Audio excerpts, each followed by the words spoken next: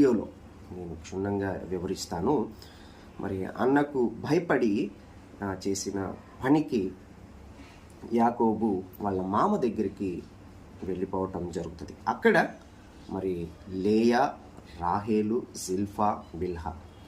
లేయా యొక్క అసిస్టెంట్ పేరు జిల్ఫా, రాహేలు యొక్క అసిస్టెంట్ పేరు బిల్హా. లేయా, రాహేలు వీరిద్దరు కూడా లాబాను కుమార్తెలుగా ఉన్నారు. ఈ లాబాను రిబ్కాకి సహోదరుడిగా ఉన్నాడు. కాబట్టి ఈయన అక్కడికి వెళ్ళి ఈ నలుగురు ద్వారా, లేయా ద్వారా 6 కుమారులు, 1 కుమార్తె, రాహేలు ద్వారా 2 కుమారులు, జిల్ఫా ద్వారా 2 కుమారులు, బిల్హా ద్వారా 2 కుమారులు. ఆ యొక్క వివరాలు క్షుణ్ణంగా మనకి 29వ అధ్యాయము, ఆదికాండము 30వ అధ్యాయంలో ఏ విధంగా వీరు పిల్లల్ని కంటానికి